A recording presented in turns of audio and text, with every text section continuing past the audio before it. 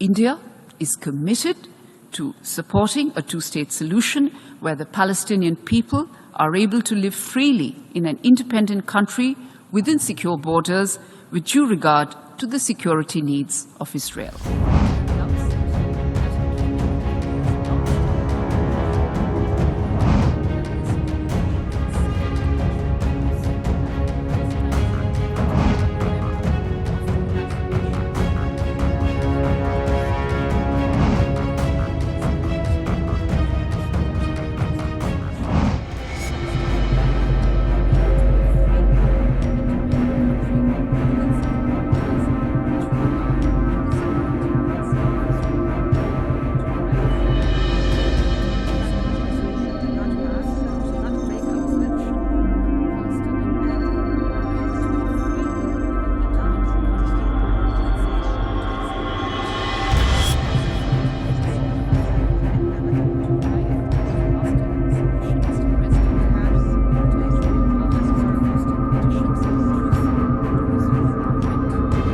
While we have noted that Palestine's application for membership at the United Nations was not approved by the Security Council because of the aforesaid veto, I would like to state here at the very outset that in keeping with India's long-standing position, we hope that this would be reconsidered in due course and that Palestine's endeavor to become a member of the United Nations will get endorsed.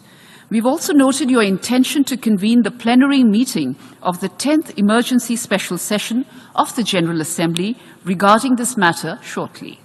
India will participate actively in this meeting.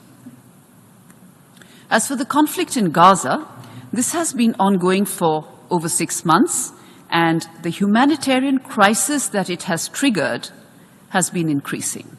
There is also the potential for growing instability in the region and beyond. In this context, we view the Security Council's adoption of Resolution 2728 last month as a positive step. As for India's position on the conflict, I will make the following 4 brief points. 1. The ongoing conflict between Israel and Hamas has led to a large-scale loss of civilian lives, especially women and children, and a humanitarian crisis which is simply unacceptable. We have strongly condemned the deaths of civilians in the conflict. We firmly believe that international law and international humanitarian law must be respected by everyone under all circumstances.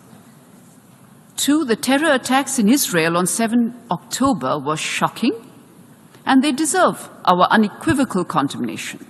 There can be no justification for terrorism and hostage-taking.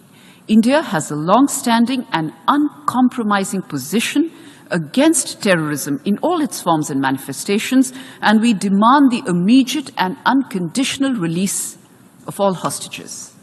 3, it is imperative that humanitarian aid to the people of Gaza be scaled up immediately in order to avert a further deterioration in the situation. We urge all parties to come together in this endeavor. We welcome the efforts of the United Nations and the international community in this regard. I will state here that India has provided humanitarian aid to the people of Palestine and that we will continue to do so. 4, my final point, my leadership has repeatedly emphasized that only a two-state solution achieved through direct and meaningful negotiations between both sides on final status issues will deliver an enduring peace. India is committed to supporting a two-state solution where the Palestinian people are able to live freely in an independent country within secure borders with due regard to the security needs of Israel. To arrive at a lasting solution, Mr. President, we would urge all parties to foster conditions conducive to resuming direct peace negotiations at an early date.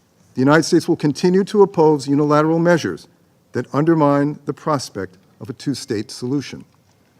This includes any actions that violate the principles that Secretary Blinken has emphasized for months, that Gaza cannot be a platform for terrorism, There should be no Israeli reoccupation of Gaza, and the size of Gaza's territory should not be reduced.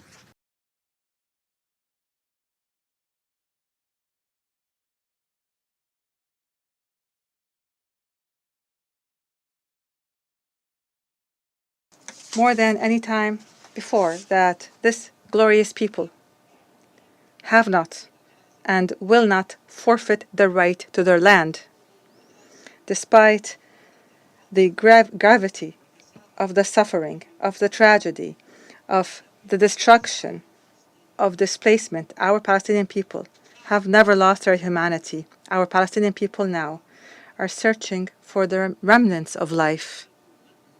And you will not find a people who have a stronger desire to live an ordinary life like our people in Gaza. Gaza of pride, Gaza of glory. Subscribe to our YouTube channel. Hit the like button and press the bell icon so you don't miss any of our videos.